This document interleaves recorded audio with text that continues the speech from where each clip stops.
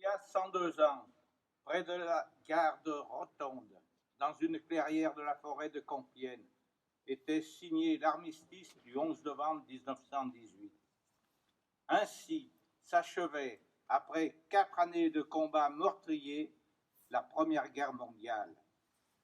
La France, victorieuse, mais affaiblie, déplorait 1 400 000 morts, 740 000 invalides, 3 millions de blessés, des centaines de milliers de veuves et d'orphelins. Ce bilan très lourd nous rappelle nos valeureux aînés tombés au champ d'honneur et reflète l'ampleur de leur sacrifice consenti par un idéal de paix, de liberté et de fraternité. Conservons à cet anniversaire du 11 novembre 1918 et en hommage au glorieux comportement des soldats de métropole, des territoires d'outre-mer, des pays alliés et à leur sacrifice, la réelle dimension de ce souvenir que nul n'a le droit d'effacer, d'amoindrir ou d'ignorer. Ils sont morts pour la France. N'oublions pas non plus nos combattants des opérations extérieures pour qui cette date du 11 novembre est la façon qu'a la France d'honorer ceux qui se battent et parfois morts loin de leur pays.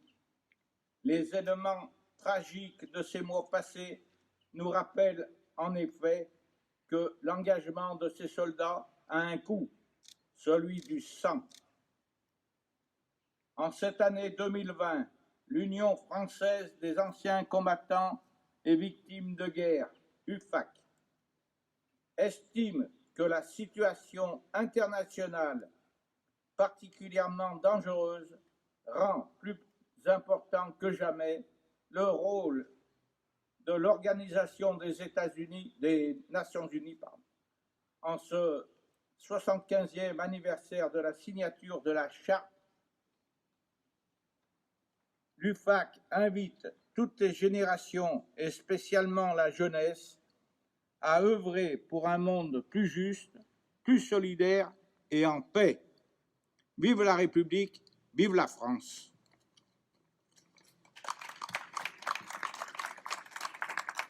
Merci. La parole est maintenant donnée à Monsieur le député de circonscription Jean-Luc Fugit.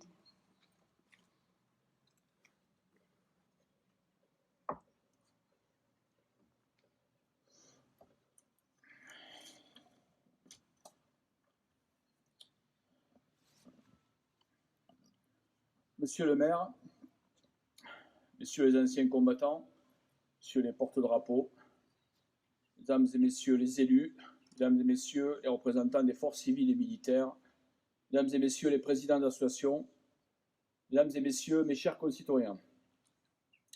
Le 11 novembre célèbre l'armistice de la Première Guerre mondiale. Et depuis 2012, le 11 novembre est également célébré comme commémoration annuelle de la victoire et de la paix, et journée d'hommage à tous les morts pour la France. Nous sommes donc aussi présents aujourd'hui pour rendre hommage à tous les soldats français et alliés morts pour la France. Entre 1914 et 1918, des hommes ont versé leur sang. Ils étaient boulangers, colporteurs, ouvriers ou paysans. Et ils devinrent soudainement artilleurs, fantassins, brancardiers. Derrière chaque nom inscrit sur une stèle, il y a un être, il y a une famille. Nous pensons aussi à la chair meurtrie et aux vies brisées de ceux que l'on appelait les gueules cassées. C'est devant cette mémoire que nous nous inclinons ensemble aujourd'hui. Nous rendons hommage à ces hommes qui se battirent courageusement pendant 4 longues années.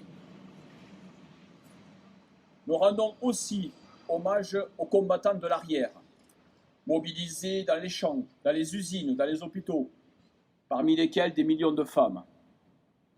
Face à ces femmes et à ces hommes qui ont tant donné parfois jusqu'à leur vie pendant la Première Guerre mondiale, et au-delà, à toutes celles et tous ceux tombés pour notre pays, quelles que soient les circonstances et l'époque, nous avons un devoir moral, un devoir de mémoire. Ce devoir est de faire en sorte que cette histoire continue d'être une histoire partagée et vivante. Une histoire dans laquelle chacun reconnaît une part de lui-même et de l'autre. Simone Veil disait « Je n'aime pas l'expression devoir de mémoire. Le seul devoir est d'enseigner et de transmettre. » La mémoire, c'est se souvenir de nos aïeux. La mémoire, c'est aussi le devoir de ne pas oublier que pour que les enseignements du passé éclairent notre avenir.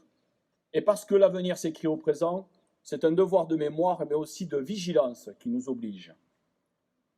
Comme le disait Victor Hugo, la guerre, c'est la guerre des hommes. La paix, c'est la guerre des idées.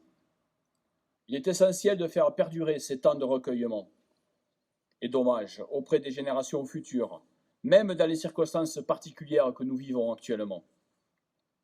Il nous incombe à tous de permettre à nos enfants de s'approprier un passé commun, de se souvenir que la liberté s'est acquise de haute lutte et que c'est un bien aussi inestimable que fragile.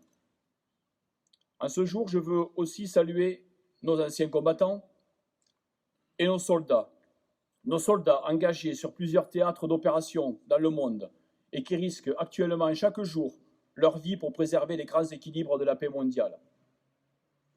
Je pense aussi à nos forces de l'ordre, nos forces de gendarmerie et de police, qui œuvrent au quotidien pour notre sécurité, pour que vivent nos libertés. Dans le monde que nous connaissons, un monde en multicrises, où notre société doit relever d'importants défis et connaît de grands bouleversements, il nous faut plus que jamais rester unis face à l'adversité et face à la haine. L'union dans l'adversité sera toujours notre plus grande force. Il nous faut rester solidaires face au découragement, parfois compréhensible. La crise sanitaire nous met à rude épreuve.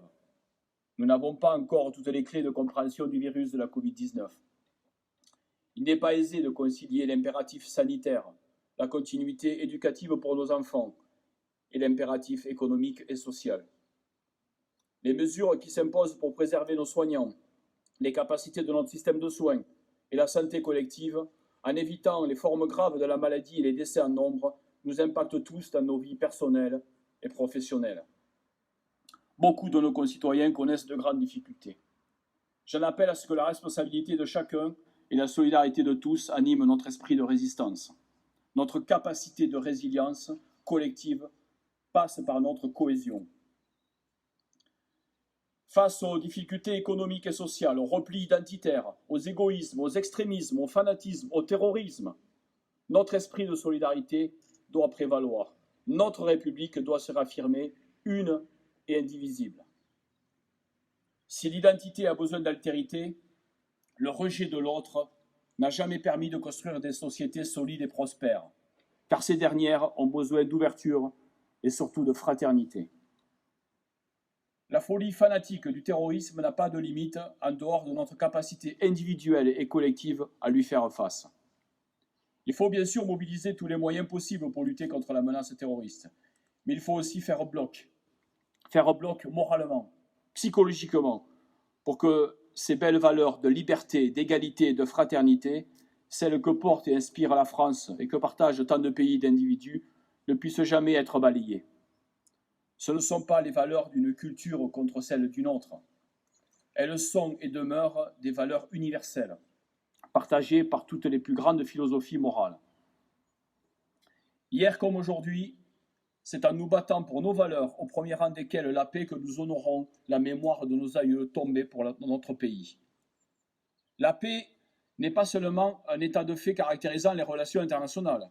Elle symbolise également l'effort permanent que chacun d'entre nous doit perpétuer pour que disparaissent la haine, les conflits et les morts qu'ils entraînent.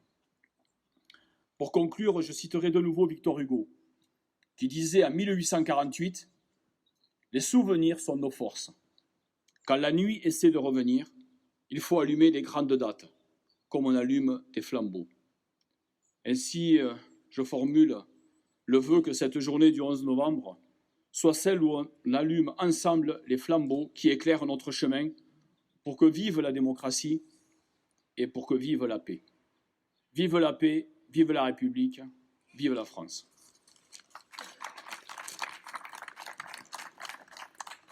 Merci. La parole est maintenant donnée à Monsieur Mohamed Boudjelaba, maire de Givors.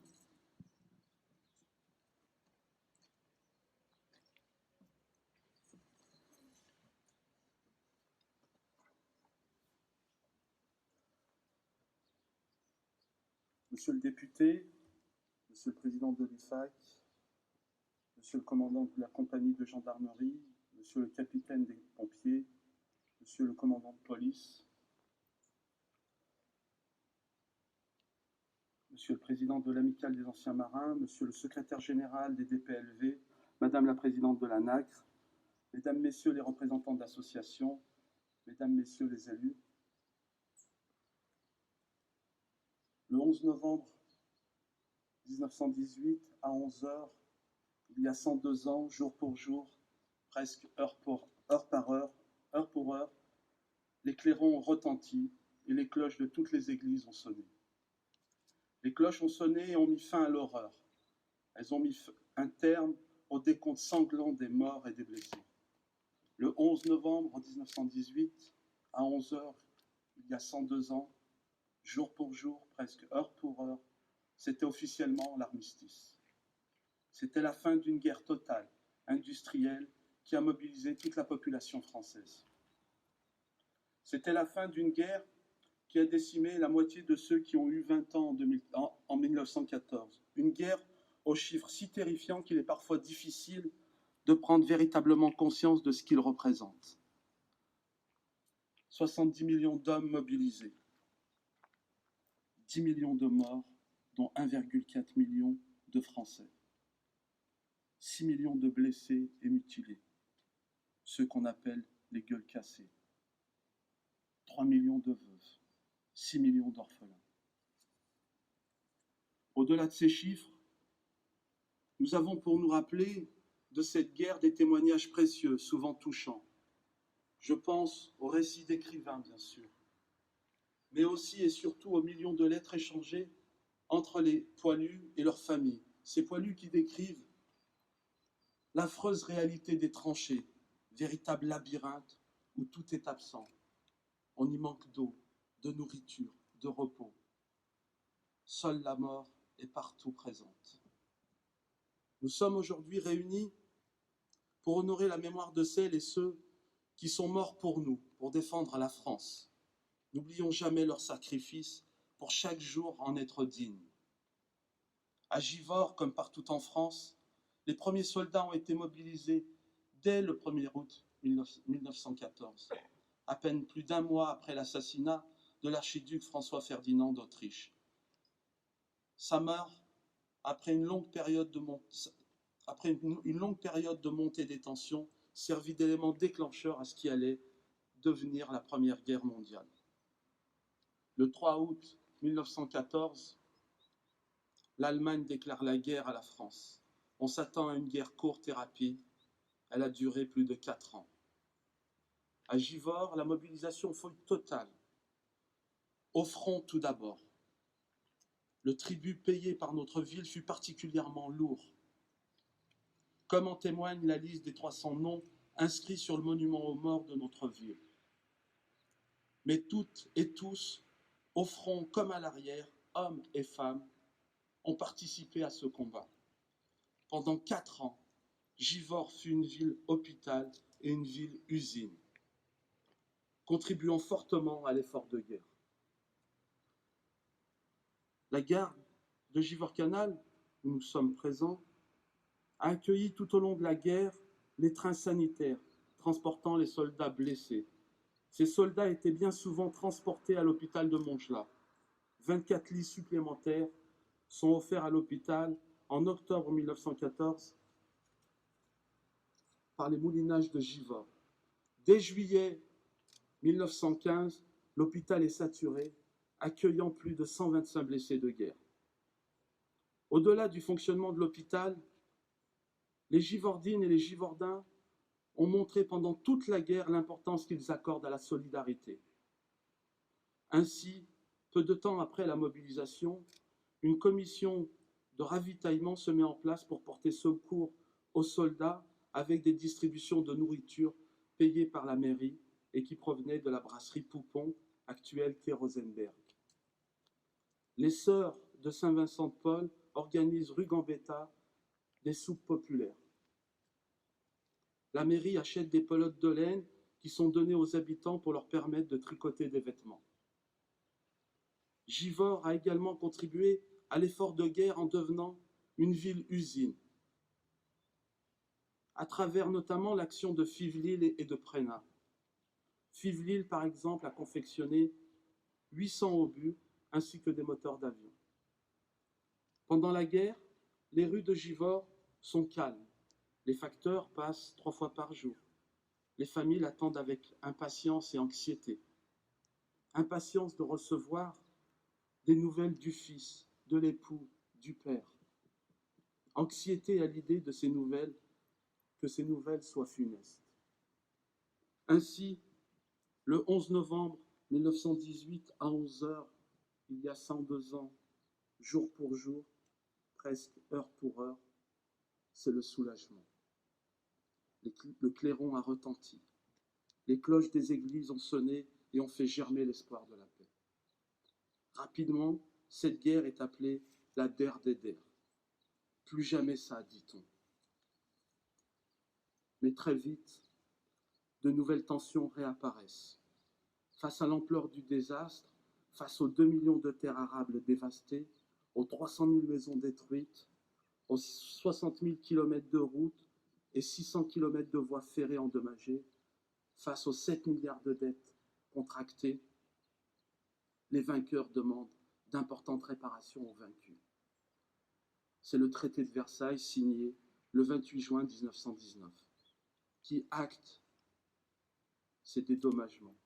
Les historiens nous disent aujourd'hui que ce traité a nourri les rancœurs, qu'il a créé un esprit de revanche en humiliant l'Allemagne et a ainsi contribué parmi de nombreux autres facteurs à monter des périls.